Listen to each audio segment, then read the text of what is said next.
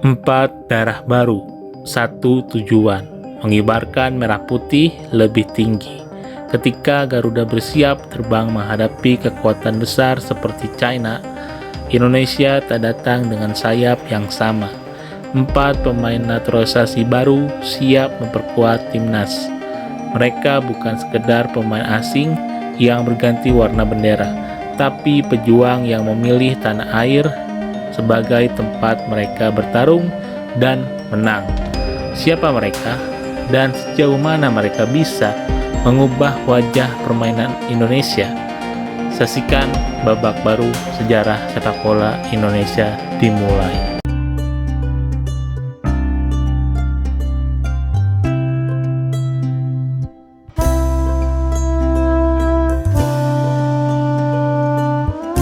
Tristan Koizer.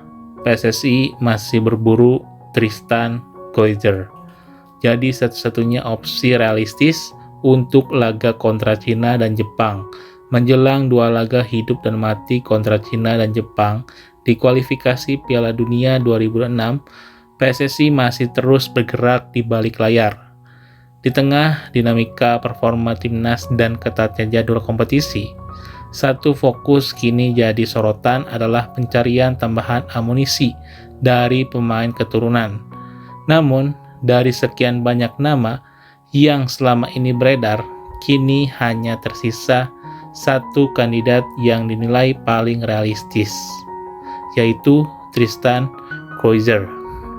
Bek muda milik Yong Ayak itu disebut-sebut sudah memasuki tahap akhir proses naturalisasi dengan posisi sebagai bek tengah maupun bek kanan.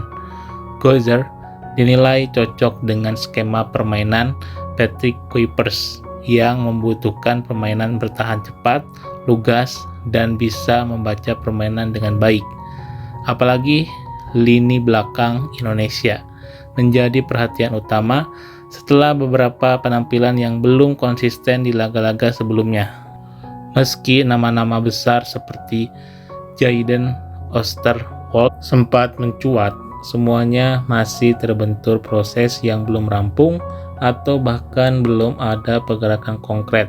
Dalam situasi ini, Tristan menjadi satu-satunya harapan yang mungkin bisa segera bergabung dan terdaftar secara resmi dalam waktu dekat.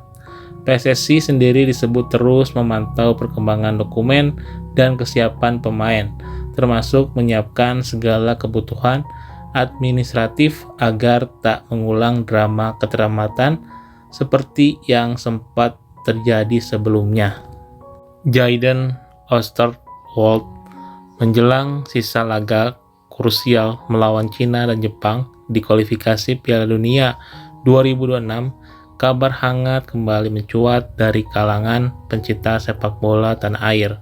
Gelombang pemain keturunan Eropa berpotensi memperkuat timnas Indonesia. Salah satunya nama yang paling mencuri perhatian adalah Jayden Oosterwolde, bek kiri andalan Fenerbahce yang memiliki darah Indonesia dari garis keturunan ayahnya. Meskipun hingga kini status naturalisasi Oosterwolde masih menjadi tanda tanya. Rumor yang beredar menyebutkan bahwa proses administrasi tengah dikebut. PSSI dikabarkan telah menjalin komunikasi intensif dengan pihak pemain. Dan jika semuanya berjalan lancar, Oosterwolde bisa saja menjadi kejutan dalam daftar pemain untuk laga penentuan. Tak hanya Oosterwolde, beberapa nama lain seperti Tijs Dallinga, striker Toulouse, kembali dikaitkan dengan Garuda. Mereka dinilai bisa menambah kedalaman skuad dan memberikan warna baru dalam permainan Patrick Kuipers, khususnya dalam duel-duel berintensitas tinggi seperti menghadapi Jepang dan Cina. Meski masih dalam tahap spekulasi, sinyal dari PSSI cukup jelas. Timnas butuh suntikan kualitas, dan pemain keturunan menjadi salah satu solusi jangka pendek yang realistis. Namun, publik juga menaruh harapan agar proses seleksi tetap mendepankan semangat kebangsaan, bukan sekedar asal-usul darah keturunan. Milano Jonathans, nama baru yang santer dikabarkan bakal perkuat timnas dalam deretan panjang pemain keturunan yang terus dipantau PSSI. Satu nama mulai mencuat dan jadi perbincangan hangat di kalangan pecinta sepak bola tanah air. Milano Jonathan, pemain muda berbakat milik FC Utrecht, disebut-sebut sebagai kandidat kuat pemain keturunan berikutnya yang akan memperkuat timnas Indonesia. Meski usianya masih muda, Milano sudah mencuri perhatian lewat gaya bermainnya yang dinamis, cepat, dan punya visi permainan yang matang. Ia dikenal sebagai gelandang serba bisa yang mampu beroperasi di beberapa posisi lini tengah, bahkan sesekali menyisir sayap.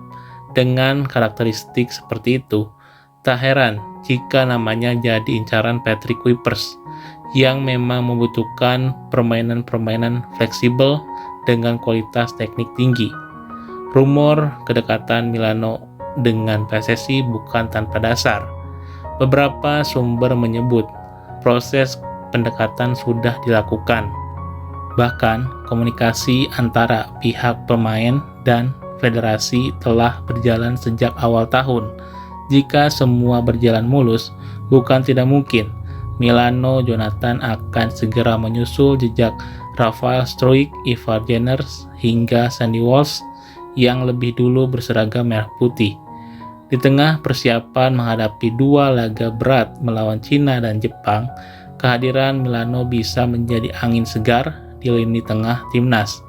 Tak hanya menambah kedalaman skuad, tetapi juga membawa semangat baru sebagai bagian dari generasi masa depan Garuda.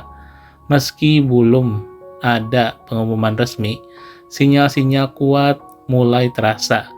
Dan jika benar Milano Jonathan menjadi bagian dari tim, ini akan menandai langkah serius PSSI dalam membangun kekuatan jangka panjang dengan menggabungkan talenta lokal dan keturunan. Pascal Struijk makin dekat ke timnas Indonesia. Staf pelatih pantau langsung ke Inggris. Harapan publik terhadap kehadiran Pascal Struijk di skuad Garuda kini semakin nyata.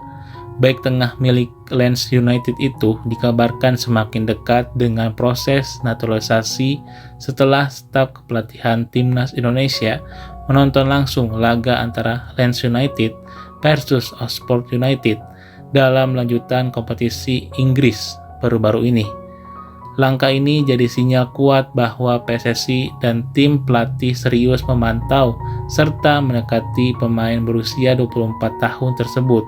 Struijk sendiri tampil solid dalam laga tersebut, menunjukkan kualitasnya sebagai bek tangguh yang tenang, disiplin, dan mampu mengatur lini belakang, kualitas yang sangat dibutuhkan timnas dalam menghadapi lawan-lawan berat seperti Cina dan Jepang di sisa kualifikasi.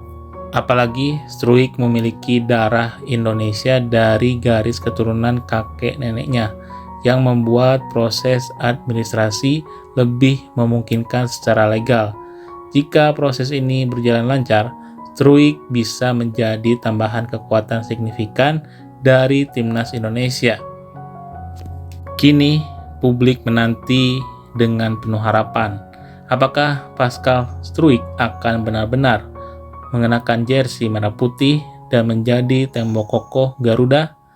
Semua langkah tampaknya menuju ke arah yang sama, lebih dekat dari sebelumnya. Juga bisa menjadi pemimpin di lini belakang.